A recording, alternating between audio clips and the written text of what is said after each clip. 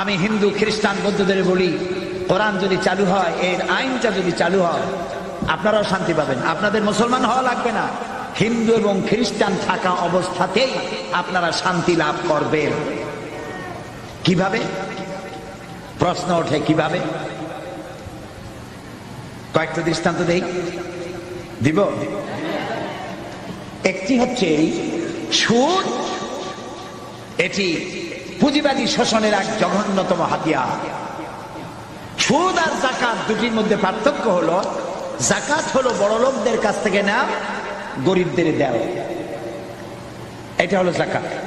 আর সুদ হলো গরিবদের কাছ থেকে নাও, ধনীদের দেওয়া। দুইটা কি একরকম? সুদী অর্থ ব্যবস্থা দিয়ে গরিবরা আরো গরিব হয়, ধনীরা আরো ধনী হয়, এটাই হলো সুদ। এখন আল্লাহ কি বলছেন? আল্লাহ তাআলা বলছেন ওয়াহাল্লাল্লাহুল বাইআ ওয়া হাররামা রিবা। আমি ব্যবসাকে করেছি হালাল, সুদকে করেছি হারাম। কে বলতেছেন? আল্লাহ তাআলা। এখন সুদ যদি বন্ধ করে দেওয়া হয়, সমস্ত ব্যাংক থেকে সুদগুলি বন্ধ হয়ে গেল, তাহলে উপকার পাবে শুধু মুসলমানে না হিন্দুরাও পাবে? পাবে কিনা? কিভাবে শোষণ করে সুদ দিয়ে?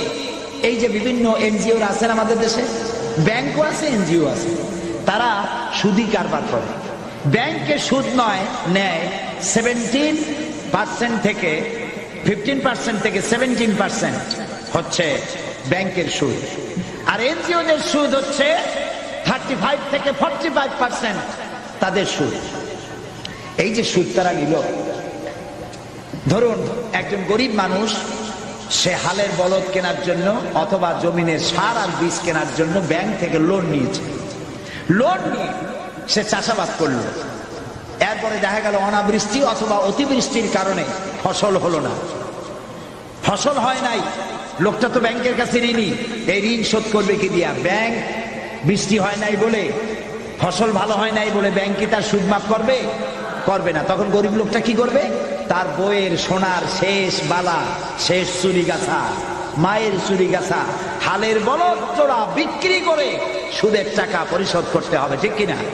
তাহলে গরিবের টাকা ব্যাংকে জমা হলো, ব্যাংকে টাকা রাখছিল কারা? না কেন? ধনীর টাকায় বরকত হইতে থাকলো, আর গরিব নিঃশেষ হতে হতে আরো নিঃশেষ হয়ে গেল। এখন ওয়াহাল্লাল্লাহুল বাইআ ওয়া হাররামা রিবা, আল্লাহ বলেছেন সুদকে হালাল, হারাম করলাম, ব্যবসাকে করলাম হালাল। এখন সুদ যদি ব্যাংক থেকে বন্ধ হয়ে যায়, সমস্ত ব্যাংক থেকে, তাহলে উপকার হবে শুধু মুসলমানের না উপকার হবে কাফের, হিন্দু, খ্রিস্টান, বৌদ্ধ সকলের উপর? বলেন বলেন। এখন এই সুদ কিভাবে বন্ধ করবেন আপনারা? সুদ এর মধ্যে 70টি গুনাহ।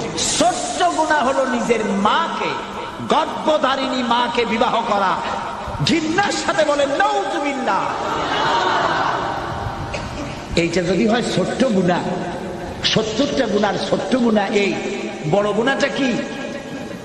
আমি হাদিস শরীফ খুঁজেছি, বড় গুনাহ হাদিসে পাইনি, খুঁজতে খুঁজতে কোরআন শরীফে পেয়ে গেছি বড় গুনাহটা কি।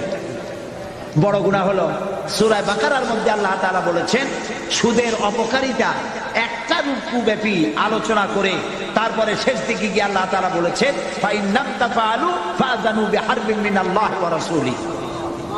এই সুদকে যদি ছেড়ে না দাও, তাহলে আল্লাহ এবং রাসূলের বিরুদ্ধে, আল্লাহ এবং রাসূলের পক্ষ থেকে যুদ্ধের ঘোষণা রইল। পারবা আল্লাহ এবং রাসূলের সাথে যুদ্ধ করতে? যারা জবাব দিলেন না তারা পারবে? আল্লাহর সাথে যুদ্ধ করবা? 1.5 মিনিট একটা আঘাত দিলেন, এই যে সুনামি হয়ে গেল না, ওটা যদি হয় সুনামি, তাহলে দুর্নামিটা কি? Thailand, Malaysia, Indonesia, Sri Lanka, Tamil Nadu, 1.5 মিনিটের এক ধাক্কায় 3.5 লক্ষ মানুষ দুনিয়া থেকে বিদায় হয়ে গেছে। 1 লক্ষ মানুষের খোঁজ নাই। বাড়ি ঘর, দালান কোঠা মিসমার হয়ে গিয়েছে। সমুদ্র থেকে 33 ফিট উঁচু হয়ে পানি এসে সমস্ত এলাকা ভাসাইয়া ভাসাই দিচ্ছে। আল্লাহর কত বড় শক্তি! সুবহানাল্লাহ বলো। আল্লাহ কত যুদ্ধের ঘোষণা রইল। এইটা হলো সুদের সব থেকে বড় পাপ। এই সুদ ওয়াজ করে বন্ধ করা যাবে? আমার মতো সাইদি লাখো কোটিও ওয়াজ করে করে শেষও যদি হয়ে যায় সুদ বন্ধ হবে না।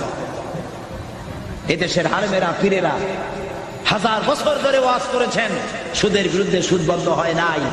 ওয়াজ করে যদি সুদ বন্ধ করা যেত, জেনা বন্ধ করা যেত, তাহলে রাসূলুল্লাহর চাইতে বড় ওয়াইজ আকাশের নিচে জমিনের উপরে আর নাই। তিনি ওয়াজ করে বন্ধ করতে পারতেন, ঠিক না ভাই? রাসূলুল্লাহ ওয়াজ করে বন্ধ করতে পারেন নাই। কি করে বন্ধ করছে? আইন করে বন্ধ করেছেন। কি করে বন্ধ করেছেন? আইন করে। সুতরাং ওয়াজ করে তাফসীর করে সুদ জেনা মদ বন্ধ করা যাবে না। বলতে পারেন তাহলে আপনি এত চিল্লেন কেন? বলতে পারেন আমি চিল্লাই মোটিভেশন করার জন্য, আপনাদের ব্রেন ওয়াশ করার জন্য। আলহামদুলিল্লাহ, ঠিক ব্রেন ওয়াশ হবে ইনশাআল্লাহ। বলেন ইনশাআল্লাহ।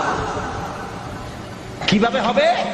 সুদ বন্ধ হওয়ার জন্য, জেনা মদ বন্ধ হওয়ার জন্য একটা জায়গা আছে বাংলাদেশে। জায়গাটার নাম কি? মাশাআল্লাহ, আপনাদেরকে 100% দিয়ে দিলাম মার্ক।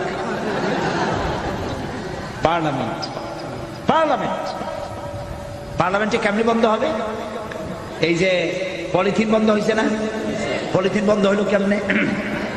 সাতকানিয়ার মৌলানা সাহেবরা ওয়াজ করছে যে আপনারা পলিথিন ব্যবহার করবেন না, এটা কবিরা গুনাহ। পলিথিন ব্যবহার করলে কিয়ামতে 7 দিন দুজকে থাকবে, এরকম বলছে?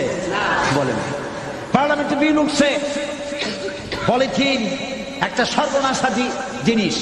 এটা মাটির মধ্যে দিলে মাটিতে এটা পচে না, মাটির উর্বরা ক্ষমতা নষ্ট করে দেয়, ফসল নষ্ট করে। সুতরাং এটা নিষিদ্ধ ঘোষণা করা হোক। এটা বলার পর পার্লামেন্টে কণ্ঠভোটে পাশ হয়ে গেল। পরের দিন থেকে পলিথিন নিষিদ্ধ ঘোষিত হয়ে গেল। পলিথিনের উৎপাদন বিপণন সব দণ্ডনীয় অপরাধ হয়ে গেছে না বন্ধ? এখন দেখেন পার্লামেন্টে এই আইন পাশ করার জন্য, সুদ বিরোধী আইন পাশ করার জন্য শাহজাহান সাহেবের মতো লোক লাগবে। যারা সুদের ব্যবসা করে ওরা পারবে না। যারা সুদ খায়, সুদী ব্যাংকের সাথে লেনদেন করে, তাদের কাজ এটা নয়।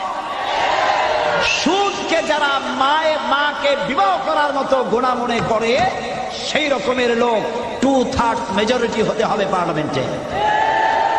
কার মতো? শাহজাহান চৌধুরী সাহেবের মতো লোক বেশি হইতে হবে। যখন বেশি হয়ে যাবে, শাহজাহান চৌধুরী সাহেব তখন সিংহের মতো গর্জে উঠবেন পার্লামেন্টে। সুদকে আল্লাহ তাআলা হারাম করেছেন, সুতরাং এটি হচ্ছে মায়ের সাথে গর্ভধারিণী মাকে বিবাহ করার মতো গুনাহ। এই গুনাহ থেকে বাংলার 14 কোটি মানুষকে বাঁচাবার জন্য সুদকে আইন করে নিষিদ্ধ ঘোষণা করা হোক। বলার পর স্পিকার সাহেব বললেন, সংসদের সামনে প্রশ্ন হচ্ছে, সুদকে নিষিদ্ধ ঘোষণা করা হোক। এই প্রস্তাবের বিপক্ষে যারা আছেন তারা না বলুন, পক্ষে বিপক্ষে যারা আছেন তারা কি বলেন? হ্যাঁ বলুন। তো বিপক্ষে যারা আছে, অর্থাৎ সুদ চালু থাকুক, এটা যারা চাইবে তাদের সংখ্যা কম থাকবে, কারণ শাহজাহান সাহেবরা তখন বেশি হবে ইনশাআল্লাহ। বলেন ইনশাআল্লাহ। এরপরে স্পিকার সাহেব বলবেন, প্রস্তাবটির পক্ষে সুদ নিষিদ্ধ ঘোষণা করা হোক। এর পক্ষে যারা আছেন তারা হা বলুন। সঙ্গে সঙ্গে 2/3 মেজরিটি তারা হা বলবেন। স্পিকার বলবেন, হা জয়যুক্ত হয়েছে, হা জয়যুক্ত হয়ে গেছে।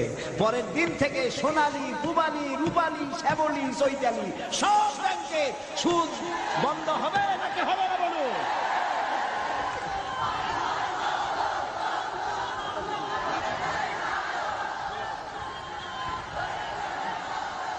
প্রিয় ভাই সব, এইভাবে সুদ, জেনা